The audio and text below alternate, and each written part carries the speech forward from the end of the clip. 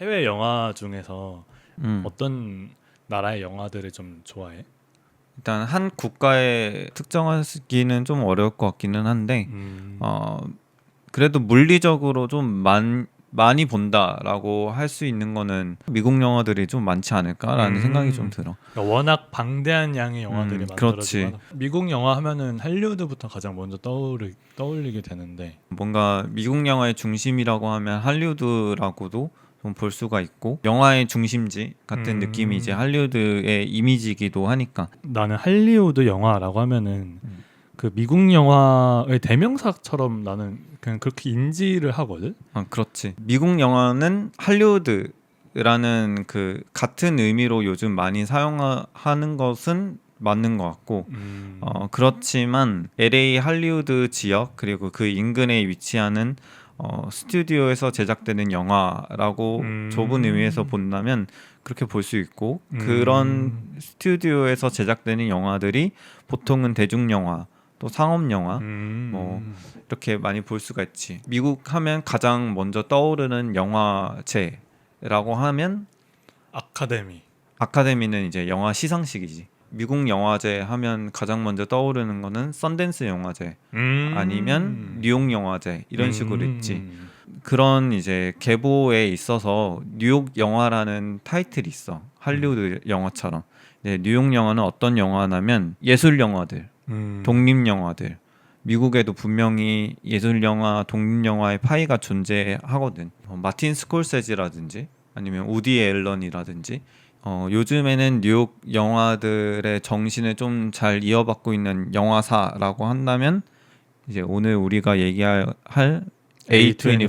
A24는 실제로 뉴욕에 위치한 영화사기도 하고. 뉴욕 영화의 정신 뭐 이런 얘기를 했었는데 음. 그런 뉴욕 영화 많이 가지고 있는 특징이라든지 뭐 분위기라든지 그런 정신이라든지 이런 게 원래 예전부터 쭉 있어 왔던 거야? 뉴욕 대학교에 영화과가 있는데 어. 이제 그 영화과가 굉장히 좀 유명해. 음.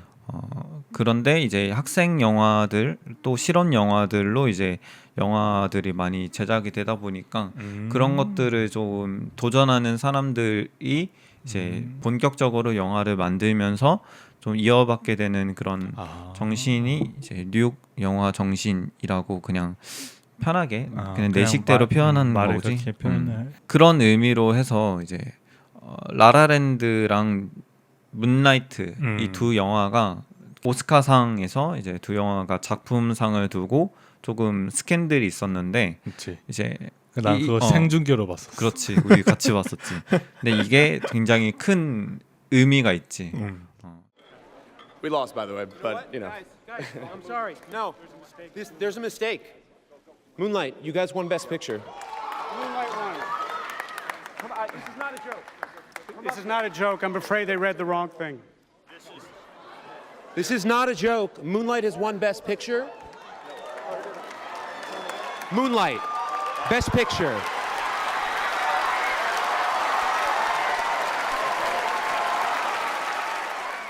할리우드 영화의 대표적인 또 할리우드를 다루기도 하고 소재 자체가 그런 라라랜드랑 A24에서 나오는 독립 영화 그리고 굉장히 마이너리티한 소재들로 완전 점철되어 있는 문라이트 이 두 영화가 붙어서 또 그런 이상한 스캔들이 나기도 했고. 난 단순히 그게 엠마 스톤이 적힌 종이를 보고 맞아. 작품상에서 라라랜드라고 얘기를 해서 그 라라랜드가 작품상인 줄 알았는데 사실은 문라이트였다. 그냥 이 정도로의 좀 재밌는 스캔들로만 생각을 했었는데 그런 할리우드의 뭐 대표 주자라고 할 수 있는 라라랜드와 이제 그와 이제 대비되는 그 뉴욕 영화의 대표 주자라고 할 수 있는 문라이트의 이벤트라고 생각을 하니까 좀 더 당시의 상황이 더 재밌게 느껴지는 것 같기도 하다. 그렇지. 문라이트를 만들었던 영화 제작사 지금 현 시점 뉴욕 영화의 정신을 가장 잘 보여주고 있다고 생각되는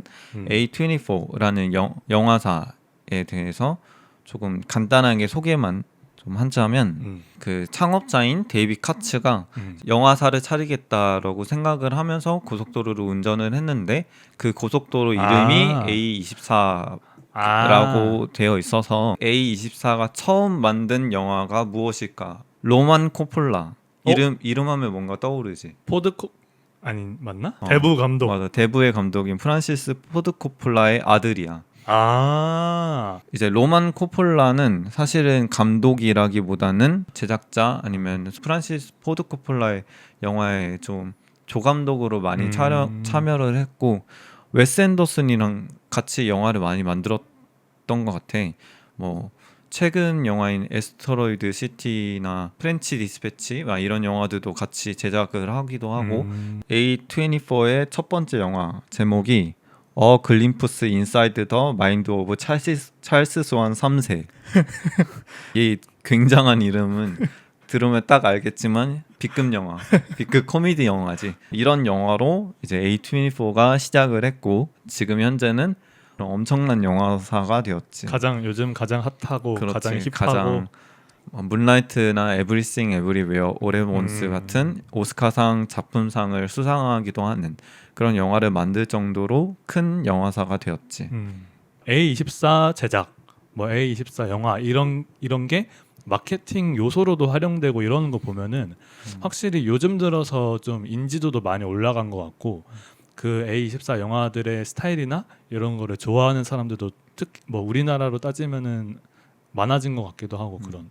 좀 시도를 많이 하는 것 같아. SNS 관련해서도 영화 계정이 따로 있잖아. 인스타그램 봐도 무슨 어떤 영화의 계정이 딱 있고 뭐 그거를 사람들이 어떤 영화를 보고 이 영화의 팬이 될 수 있는 사람이 있는데 그것을 자기가 표출하고 싶은 사람은 그 영화 계정에 팔로우하겠지. 이런 식으로도 많이 인지도를 좀 넓히고 있는 부분도 있고 최근에 가장 주목을 많이 받고 있는 젊은 감독들이 A24랑 작업을 많이 하고 있지. 예를 들면 아리 에스터 감독 유전으로 시작해서 미드소마, 보이즈 어프레이드 아리 에스터뿐만 아니라 아까 말했듯이 조나단 글레이저라든지 이런 젊은 감독들뿐만 아니라 뭐 조엘 코엔이라든지 더 웨일로 이제 데런 에로노프스키가 A24에서 영화를 만들었고 켈리 라이카트 같은 감독 퍼스트 카우나 쇼잉업 이 두 영화가 A24 영화인데 옛날부터 활동했던 감독들도 A24랑 함께 작업을 한다는 거고 A24의 대표작 문라이트 그리고 에브리싱 에브리웨어 올해 원스인데 이 두 영화를 조금 서로 비교하고 두 영화에 관해서 어떤 점이 비슷하고 어떤 점이 다르다 이런 걸 얘기하는 것도 재밌을 것 같아서 일단 인종적인 부분들 그렇지 그러네. 문라이트는 흑인 맞아, 커뮤니티를 다루고 있고 에브리싱 에브리 올해 원스는 아시아인들을 다루고 있고 또 성적인 부분들은 또 비슷하지. 동성애를 다루고 있는 문라이트나 또 에브리싱 에브리 올해 원스 같은 경우는 딸이 그 동성애자잖아. 이 부분도 또 영화에서도 좀 그 모녀가 갈등하는 부분으로 좀 중요하게 다뤄지기도 하고 또 계급적인 부분들도 살짝 비슷한 점이 있는 것 같아. 문라이트는 완전 하층민들, 뭐 하층민, 빈민 이런 계급을 다루고 있고 반대로 이제 에어홀 같은 경우는 노동자들을 다루고 있으니까. 그런데 이 두 영화만 가지고 또 비교를 해보자면 확실히 다르지. 문라이트 같은 경우는 굉장히 미니멀리즘적이고 또 시적이고 서정적이고 굉장히 세련되고 심플한 느낌 그런 계열이라면 에어홀 같은 경우는 굉장히 맥시멀리즘적이고 감정을 은유적으로 드러내는 문라이트와 다르게 직접적인 방식으로 좀 많이 감정을 다루기도 하고 물론 감독이 달라서 그런 건 당연한 거지만 다른 부분이 있다. 이 두 영화도 본격적으로 문라이트에 관해서 먼저 얘기를 해보자면 챕터가 나눠져 있지. 맞아. 어렸을 때 그다음에 맞아. 청소년기, 성인기 이런 맞아. 식으로. 세 가지 시간대로 이야기를 전개를 하는데 이때 챕터의 이름이 굉장히 중요하게 나와. 맞아. 첫 번째 챕터는 리틀이고 그 다음에 두 번째는 샤이론, 세 번째는 블랙 이렇게 나오는데 다 한 사람을 지칭하는 이름인 거지. 이 리틀은 왜 리틀이라고 불려지냐면 이 아이가 남성적이지 못하다고 해서 붙여진 이름이야. 힘이 약하고 체격이 작아서 이 아이를 남성적이지 못하다 하면서 놀리기 위해서 붙여진 이름이고 또 게이잖아. 게이인데 게이라고 하면서 호모라고 하면서 놀린단 말이야. 그런 이 아이에게 붙여진 이 리틀이라는 이름은 성적인 이름이지. 두 번째 샤이로는 가족이 붙여준 이름이야. 태어났을 때 실제 이름. 실제 이름. 그 다음에 이 세 번째 블랙은 흑인이라 붙여진 이름이니까 인종적인 이름이지. 뭐 게이라는 성 정체성, 그 다음에 빈민이라는 계급, 그 다음에 흑인이라는 인종. 이거는 운명이잖아. 처음 타고난 그 운명인데 어떠한 특정한 사람을 부르는 방식은 어떠한 카테고리로만 그 사람을 바라보는 방식이라고도 볼 수 있다고 생각을 해. 예를 들어서 이 아이 같은 경우 이 아이는 복합적인 인물인데 뭐 게이면서도 빈민 그 하층민이고 그 다음에 흑인 이 아이에게 블랙이라고만 부른다면 이 아이는 다른 것을 다 제거되고 흑인으로만 불려지는 거잖아. 그런 것처럼 이 영화에서 다루고 있는 이름이라는 것은 한 인물을 한 카테고리에만 속박시키는 것이라고 나는 보여지는데 그렇기 때문에 이 영화에서 굉장히 중요하게 나오는 대사가 언젠가는 뭐가 될지 스스로 결정을 해야 돼. 그런 대사가 있는데 이 대사의 뜻은 게이고 빈민이고 흑인인 이 자신의 운명을 부정하라는 뜻이 아니라 더 나아가서 어느 한 카테고리에만 속하지 않는 모든 것의 총체로서 나.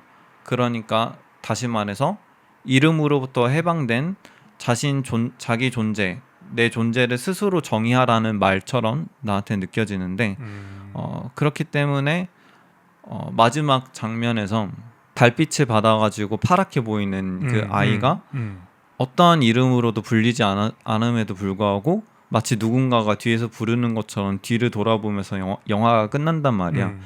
그때 이제 비로소 뭐 그 공간이 이제 바다라는 공간이 또 문라이트에서 굉장히 중요한 공간이기도 하고 블루라는 색감 자체도 영화에서 굉장히 중요한데 이 바다라는 공간, 그 블루라는 색감 이것이 의미하고 있는 것들이 자유 아니면 해방이라고 느껴지는데 그렇기 때문에 어떠한 이름으로 불리지 않은 소년이 뒤돌아보면서 끝나는 것이 이제 굉장히 자유로운 그 이름으로부터 해방된 그런 모습을 보여주는 것이 아닐까. 그럼 이 바다라는 공간에 대해서 한번 좀 얘기를 해봐야 될 것 같아.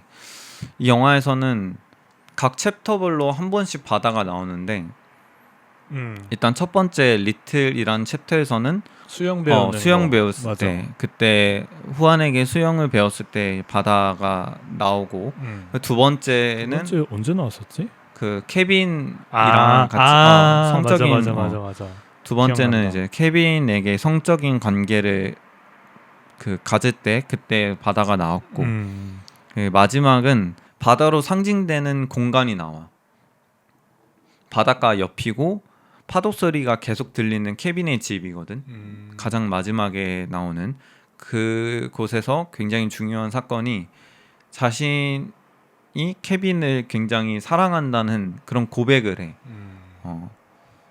처음으로 자신의 내면에 있던 것을 밖으로 표출하는 순간이 그 순간인데 이런 식으로 혼자서 살아갈 수 있는 방법을 배우는 수영을 할 때 또 뭐 자신의 사랑하는 사람이랑 처음 관계를 맺었을 때 그리고 자신의 내면의 소리를 밖으로 처음 표출했을 때 이 세 순간들이 전부 다 바다라는 공간에서 벌어지는 일이고 그렇기 때문에 이 바다는 자유와 해방의 공간이라고 볼 수가 있는 거지. 사실 이 영화는 아까 말했다시피 시적인 영화라고 보여지지. 어떻게 촬영이 되었고 어떤 식으로 편집이 되었고 어떤 식으로 사운드를 배치했고 음악이 어떤 식으로 나오고 이런 부분들을 영화를 보면서 2시간 동안 느끼다 보면 어떤 시적인 리듬들 또는 심상들이 떠오르기 마련인데 이런 부분들이 더욱 중요한 영화이기 때문에 주제적인 부분들을 뭔가 파헤치면서 보는 것보다는 그냥 느끼면서 영화를 보는 게 이 영화를 제대로 느낄 수 있는 방법이 아닐까라는 생각이 들어. 너가 문라이트 영화에서 바다에 대해서 얘기를 되게 많이 했는데 뭐 해방이라든지 해방의 이야기, 해방의 이미지, 자유의 이미지. 근데 왜 영화의 제목이 문라이트라고 생각해? 일단 원작이 있지. In Moonlight, Black Boy Looks Blue라는 이제 원작 희곡이 있는데 이 영화의 각본을 쓴 사람이기도 하고 또 이 영화에서 굉장히 중요하게 다뤄지는 어떤 대사도 있는데 대사도 그 부분이 그 제목을 인용하면서 한단 말이지. 성인이 된 블랙이 다시 케빈을 만나러 가는 그 길에서 상상하는 씬이 하나 삽입이 되어 있는데 달빛 아래에서 바닷가에서 흑인 그 아이들이 즐겁게 놀고 있는 근데 그때 아이들이 굉장히 푸르게 보이는 그런 모습들이 이렇게 연출이 되었고 마지막 라스트 씬에서도 달빛 아래 바닷가에 있는 소년이 파랗게 보이는 것을 연출을 한번 했었고 어떻게 보면 어떠한 인물이 완전히 자유로워지는 과정을 다루고 있는 영화다 보니까 그런 부분에서 문라이트는 소년이 자유롭게 만드는 그렇기 때문에 문라이트라는 제목을 쓰지 않았을까라는 생각이 들어. 나 같은 경우는 이 문라이트라는 제목을 먼저 이렇게 떠올리면은 되게 햇빛의 따뜻한 이미지와는 정반대로 되게 차가운 이미지가 있잖아. 이 영화에서 나오는 문라이트는 상대적으로 굉장히 은은하고 차가워 보이지만 그 흑인 어린 아이들이 즐겁게 바다에서 놀고 있는 그 그림에서는 굉장히 따뜻하게 보였단 말이야. 이 아이들이 굉장히 평화롭고 즐겁게 여기서 놀고 있는 듯한 느낌을 주네라는 생각이 가장 먼저 들었단 말이야. 이 감독이 이 영화의 이야기를 짰을 때 이 영화를 보는 사람들 중에서는 이 영화의 이야기가 자기 이야기로 생각한 사람들도 굉장히 많을 거 아니야. 그냥 되게 은은하지만 차가워 보이지만 오히려 따뜻하고 온화하고 좀 이제 안정감을 주는 그런 영화였으면 좋겠다. 나는 것에서 이름이 문라이트이지 않을까 뭐 이런 생각도 했었어. 소년기, 청소년기, 그 다음에 청년기를 다루는 그런 영화를 세 명의 나이대가 다른 그 배우가 한 인물을 맡기 위해서는 어떤 부분들을 맞출 것인지 뭐 예를 들어서 이 인물이 오른손잡이인지 왼손잡이인지를 결정을 하고 이런 식으로 서로 회의를 통해서 영화를 만들어야 되는데 이 영화에 대한 정보로 따르면 못 만나겠다고 하더라고 이 세 배우가. 그럼에도 불구하고 연기로 보다 보면 같은 인물처럼 느껴지는 부분이 있는 것 같아. 청년 역할을 맡았던 배우랑 청소년 역할을 맡았던 배우, 이 배우들은 체격 차이가 굉장히 크게 남에도 불구하고 동일 인물처럼 느껴지는 그런 효과들이 있는데 감정을 좀 깊게 다루기 때문이 그렇지 않을까라는 생각이 좀 드네. 그러니까 그렇게 보였던 가장 큰 이유가 아무래도 눈빛이었던 것 같아. 정말로. 그냥 딱 어렸을 때 리틀의 눈에는 처음부터 되게 우울한 그런 눈빛이랑 어딘가 모르게 좀 상처받아 있고 좀 주눅 들어 있고 그런 표정들, 얼굴들, 눈빛이 가장 인상 깊었는데 성장기, 그러니까 청소년기 학생이었던 시절의 샤이론도 굉장히 비슷한 눈빛을 가지고 있고 너무 놀랍게도 블랙은 맨 처음부터 나왔던 이미지에서부터 그 눈빛을 그대로 갖고 있는 걸 보고 너무 깜짝 놀랐었거든. 그것 때문에 아마 같은 한 인물을 연기하고 있다는 느낌이 바로 들지 않았나 싶어. 맞아. 표정도 굉장히 비슷한 맞아. 부분이 있고 맞아. 일단은 이 영화의 이 인물의 가장 지배적인 감정은 우울함이잖아. 처음부터 왜냐하면 우울감이 해소가 되지 않으니까 계속 꾸준하게 우울감으로부터 구속장에 있는 그런 인물인데 그런 인물을 표현하는 그런 연기의 방식이 배우마다 다를 수 있음에도 불구하고 비슷하게 보이게 하는 왜냐하면 한 인물을 연기하고 있으니까 그렇게 비슷하게 보이도록 하는 힘은 또 감독의 연기 디렉팅일 수도 있겠지만 이 처음부터 캐릭터를 굉장히 잘 만든 거지. 이 감정을 감정의 농도나 그런 부분들을 배우들이 이해할 수 있도록 그런 부분들을 일치할 수 있도록 각본이나 그런 부분에서 캐릭터를 만들었을 때 좀 신경을 많이 쓴 것 같아 감독이. 문나이트를 보다 보면 왕가희 감독 영화들이 굉장히 많이 생각이 나는 부분들이 있거든. 이건 굉장히 좀 유명한 얘기지만 베리 젠킨슨 그러니까 문나이트의 감독이 왕가희의 굉장히 팬이기도 하고 실제로 영화를 보다 보면 왕가희 영화에서 느껴지는 장면들 그런 장면 이미지들을 좀 많이 오마주한 부분들이 굉장히 있는데 사실 그런 장면들을 오마주했다고 해서 왕가희 느낌이 나는 건 아니잖아. 구도라든지 미장센이라든지 그런 부분들을 일치를 시켰다고 해서 그런 왕가희 감독의 영화가 느껴지는 거는 아님에도 불구하고 베리 젠킨스 식의 왕가희 감독의 느낌이 나게 하는 이런 방식은 음악에 있는 것 같아. 음악이 굉장히 잘 썼고 또 색감도 파란색을 테마 색상으로 해서 우울감이라든지 또 아까 말했다시피 자유라든지 이런 부분들을 굉장히 세련되게 표현을 했단 말이지. 어느 한 톤에만 집중해가지고 막 촌스럽게 발라놓은 것들이 아니라 부분 적절하게 하는 이런 부분들이 또 음악을 통해서 나타내는 어떤 영화의 서정성들이 왕가희 감독 영화를 봤을 때 느껴지는 그런 분위기들 혹은 그런 정조들이 이 영화에서도 느껴지기 때문에 그래서 왕가희 감독의 영화를 보는 것 같은 그런 느낌이 드는 것 같아. 문나이트를 보다 보면. 에브리띵 에브리웨어 오레건스에 대한 얘기도 할 건데 내가 이렇게 딱 봤을 때는 에에올과 문라이트는 되게 정말 물론 둘 다 너무 좋은 영화지만 상당히 다른 점이 매력적이게 서로 다른 점을 가지고 있는 게 너무 느껴지거든. 그러니까 아까 내가 문라이트란 제목에 대해서 얘기를 했었는데 이 문라이트 영화는 진짜 달빛 그 자체로 되게 은은하고 뭔가 차가운 듯하면서도 온화한 그런 느낌이었다면 에에올은 정말 그냥 선라이트처럼 약간 되게 강렬하고 에너지 넘치고 그런 느낌이었단 말이야.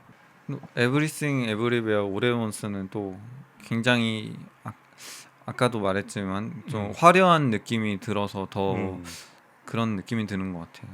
너무 그리고 딱 눈에 보이는 게 오브제가 굉장히 많아. 굉장히 풍부하게 오브제들이 넘쳐나는데 사실 문라이트 하면 생각난 오브제는 몇 가지 없는 것 같거든. 오히려 딱히 거의 아예 없다는 느낌이지. 그리고 뭔가 자연 속에 존재한 그 그치, 홀로 약간 있는 그렇지. 느낌이라면 맞아. 에브리띵 에브리웨어 오레원스는 뭔가 거울 모든 것에 다 둘러싸인 물건 약간 그 도넛. 세탁방 그 집처럼 잡동사니로 뭔가 둘러싸인 그런 영화적인 이미지가 있지. 개인적으로는 조금 미니멀리즘적인 영화들을 조금 더 선호하는 편이지만 그런 영화에서도 느껴지는 세련됨이 있다고 나는 생각이 들기 때문에 근데 에어올 같은 경우는 일단 힘이 느껴져. 영화를 봤을 때 뭔가 말하고자 하는 그런 의지가 어떤 감정을 다루고자 하는 의지가 굉장히 느껴지고 또 아까 말했다시피 문나이트 같은 경우는 시적이라면 에어올 같은 경우는 신화적인 그런 부분들이 분명히 있단 말이지. 그 연출적으로 거울 팡 깨지고 맞아. 이렇게 어긋나고 그런 것들을 통해서 세계 그러니까 멀티버스 다르잖아 이 영화가. 그렇지. 근데 그 깨지고 부서지고 이런 그 거울이 깨지고 부서지는 그 연출을 통해서 그 멀티버스 이동하고 막 이런 게 난 가장 먼저 생각이 났었거든. 그러니까 거울은 일단 이 영화에서 다루고 있는 거울의 모양은 원형이잖아. 이 영화에서는 계속 원형의 이미지가 굉장히 중요하지. 계속 반복해서 나타나는 어떤 눈알이라든지 아니면 맞아. 베이글도 원형이고 물론 이거는 이따 또 얘기를 하겠지만 거울에 관해서 또 얘기를 하자면 또 거울은 반영이잖아. 어떤 것들이 반영을 하는데 그 반영되는 이미지들을 멀티버스로 끌어들이는 거지. 그러니까 내가 거울을 봤을 때 비춰지는 그 거울 안에 세계가 음. 지금 내가 살고 있는 세계랑 다른 세계로 그 생각이 들게끔 혹은 과거라고 볼 수도 있고 이 영화는 계속 과거를 상기시키는 그런 연출들도 계속 굉장히 많이 나오니까 그런 부분이 있기도 하고 또 세 번째로는 이 거울이 깨지잖아. 팍 하고 깨지는데 이 거울이 파괴되는 그런 이미지들 그 파괴라는 그 키워드로 나타내지는 이 영화에서의 굉장히 중요한 키워드가 있단 말이지. 일단 상황적으로 봤을 때 이 가족은 파괴되는 가족이거든. 웨이먼드라는 이 남편은 이혼하자고 이혼 서류를 가져오고 물론 그건 진심은 아니었지만 이혼 서류를 가져와서 가정이 파괴될 혹은 뭐 아버지랑도 굉장히 큰 갈등이 있었고 또 딸이랑 굉장히 중심적으로 딸이랑 굉장히 큰 갈등이 있지. 그런 것들이 이제 가족의 파괴적인 부분인 거고 그와 연결되어서 세계의 파괴도 있는 거지. 저부 투파키라는 이 다른 멀티버스에 있는 인물이 이 우주를 소멸시키려고 하는 우주를 파괴하려고 하는 근데 그런 목적을 가지고 있는 것처럼 보이지만 끝에서는 사실은 자기 자신을 파괴하려고 하는 그런 모습을 보여주는데 그렇기 때문에 파괴라는 키워드랑도 이 파괴라는 키워드가 이 영화에서는 대단히 중요한 부분을 이루고 있다고 말할 수 있지. 가족 영화적인 부분들, 가족이 해체되기 직전에 가족이 다시 합쳐지는 그런 가족 영화적인 부분으로도 볼 수 있고 또 이 영화가 다루고 있는 멀티버스를 통해서 어떤 우주적인 또 과학 SF적인 부분들로도 볼 수 있고 뭐 그냥 굉장히 정신 나간 것 같은 그런 코미디 부분들이 굉장히 많잖아. 좀 약간 더러운 그런 부분들이 있는데 그런 거를 즐길 수 있는 부분, 코미디적인 영화로도 볼 수 있고 이 마치 이 영화가 맥시멀리즈적인 영화처럼 굉장히 다층적으로 볼 수 있지만 그 중에서 내가 가장 매력적으로 이 영화를 보게 된 거는 삶에 대한 태도에 관한 부분이야. 사실 뭐 베이글에 관해서 조금 얘기를 하자면 이 굉장히 웃기게도 이 조브 투파키라는 인물은 베이글 위에 심심해서 모든 것들을 올려놓았다고 해. 근데 그 모든 것들을 올려놓은 모습이 굉장히 블랙홀 같은 형상을 하고 있고 근데 그것을 카오스라고 계속 표현을 하거든.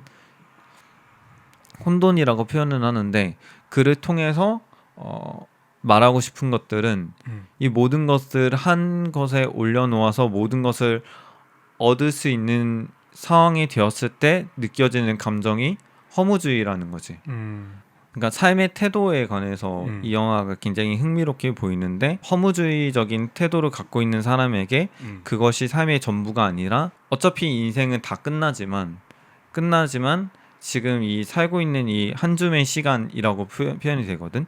그 이 순간순간 우리가 느껴지는 이 다정함에 집중을 해야 된다라고 말하는 영화가 말하고 있는데 그 삶의 그 부분이 굉장히 마음에 들었어. 지금 또 가장 기억에 남는 거는 그 돌로 변했을 때 옆에 자막으로만 쳐서 대화하는 장면이 있었잖아. 맞아. 그것도 되게 귀엽고 너무 신박했던 것 같아. 딱 그때 막 굉장히 떠들썩했던 어떠한 영화적인 한바탕 난리가 지나가고 그 이미지나 사운드들을 한 번에 제거하고 굉장히 고요한 그런 이미지와 사운드를 제시함으로써 살짝 환기를 시켜주고 그를 통해서 뭔가 느껴지는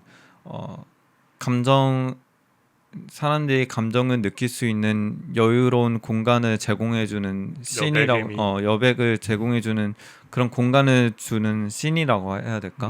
그런 부분을 한번 이렇게 체크해주는 그런 느낌이 들어서 에올에서도 그 퀴어 코드가 들어가 있잖아. 그거에 대해서도 좀 뭐 할 수 있는 얘기가 있으려나? 일단 갈등의 음. 원인이기도 하고 에올에서는 그 모녀 간의 갈등의 원인이고 또 여기에서 조브 투파키가 얘기하는 조브 투파키는 또 딸이잖아. 얘기하는 게 이 멀티버스를 계속 걸쳐가지고 그 에블린 그러니까 양자경을 계속 찾았단 말이야. 근데 그 찾은 이유가 내가 느끼는 것을 느끼는 사람을 찾기 위해서 찾아다녔다고 영화에 나오거든. 근데 그게 목적이 이제 그 자신과 똑같이 허무주의에 빠진 사람을과 같이 죽기 위해서로 이제 얘기를 하지만 사실 그것만 놓고 본다면 나를 이해하는 사람, 나를 공감해주는 사람을 찾아다닌 거지. 딸이 나를 이해해주는 나를 공감해주는 엄마를 전 멀티버스에 거쳐서 찾아다닌 건데 그 자신을 이해해주는 방식은 이제 뭐 내가 타투를 하는 것도 이해해주고 내가 어떻게 사는 것 자신이 살고 있는 방식에 대해서 이해해주고 무엇보다 내가 레즈비언이라는 사실을 받아들여주는 엄마를 계속 찾아다닌 거지. 그 점이 되게 약간 감동의 포인트라고 해야 되나? 맞아. 그 악역으로 비춰 빌런의 뭔가 인 것처럼 보였던 캐릭터가 빌런의 목적이 그렇지. 자신에게 그러니까 자신을 좀 공감해주고 그러기를 바랐기 때문에 그렇게 빌런 짓을 했다라는 결론인 것던 거는. 그렇지.